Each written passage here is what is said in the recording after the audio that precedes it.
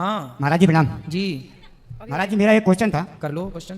कि जैसे सच बोल के जीना चाहिए कि झूठ बोल के जीना चाहिए, ये क्या था? और दूसरा प्रश्न ये है कि ईमानदारी से जीना चाहिए कि बेईमानी से जीना चाहिए। सच बोल के जीना चाहिए। जी अच्छा ये बताओ, झूठ बोलना सही है क्या?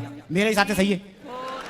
कैसे कैसे सही है बताओ। अब यदि मान आपके लीजिए- हिसाब से सही है तो फिर उसे सिद्ध करो, बताओ। मान लीजिए महाराज जी मैंने आज से 20 साल पहले एक हत्या की, एक हत्या की, अब मजिस्ट्रेट साहब के सामने सच बोल देता तो मुझे लंबा टांग देते। हाँ, फिर क्या किया आपने? जी फिर क्या किया आपने? मैंने पहले तो सच बोला घर वालों को छुड़वाने के लिए, फिर बाद में झूठ बोल दी। तो फिर आपको सच ज्यादा फायदा दे पाया कि झूठ ज्यादा फायदा दे पाया? मेरे को तो साथ झूठ ने ज़्यादा फायदा दिया, लेकिन मेहनत बहुत करना पड़ी। सच ने फायदा नहीं दिया। अब दुनिया को तो सच्चाई मालूम थी, हाँ। इसने ही मारा। हाँ। और वो मेरे पिताजी ने अपने ऊपर ले लिया, हाँ। उन्हें बड़ी सजा। अब चक्कर ये है सर कि मैं मतलब ये जानना चाह रहा हूँ कि मतलब मैंने तो सच बोला, लेकिन दुनिया को मालूम था सर, तो उसकी अपेक्षा जब बाहर की नजर जो पड़ती है, मान लीजिए आप अपराधी हैं, अपराध किया है, लेकिन सत्यता पे अपराध हुआ, मान लीजिए आपकी कोई सहायता नहीं कर रहा, जैसे आप मानिए कि पुलिस एक सहायता के लिए बैठी हुई है, हाँ। और पुलिस के पास आपने आवेदन किया कि सर मुझे ये आदमी परेशान कर रहा है, और ऐसे में पुलिस आपकी सहायता ना करके, क्योंकि उनके पास पैसे वाले वो लोग थे और उनका थोड़ा सा समाज में रुतबा था, और उन्होंने मेरी सहायता नहीं की, और ऐसी अपेक्षा में वो मर गए। मतलब उनका पूरा मतलब परिवार से परिवार की लड़ाई हो गई, इसमें 6-7 घायल हो गए और एक मर गया। अब उसमें गलती मैं अपनी मानता नहीं, क्यों? क्योंकि साहब वो तो उनकी गलती थी, क्योंकि वो तो परिवार के चक्कर में दबाना चाह रहे थे, हमने दिए बस। तो आपने कैसे मारा फिर उनको? जी आपने कैसे मारा उनको? अरे यार कितना ही मारा है।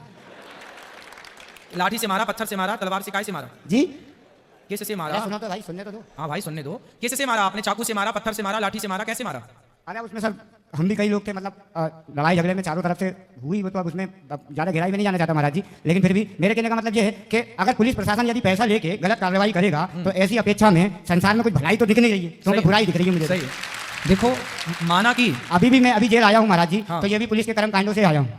कैसे कर्म कांड से? मतलब एक अधिकारी साहब की मैंने पेन पकड़ ली, उन्होंने मेरे खिलाफ गलत कार्रवाई करी, मतलब जैसे आप समझिए कि मतलब उसमें भी मेरी तरफ से ये सच्चाई थी कि मतलब मैंने उन्हें अपनी पूरी बात बताई जी। लेकिन कार्रवाई सर पैसे की अपेक्षा गलत होती है।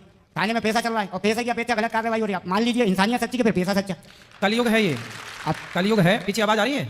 आवाज आ रही है कि नहीं?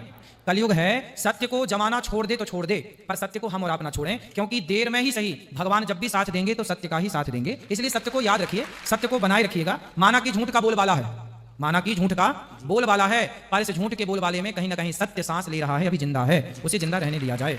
ठीक है? ठीक है, खुश रहिए। Thank you.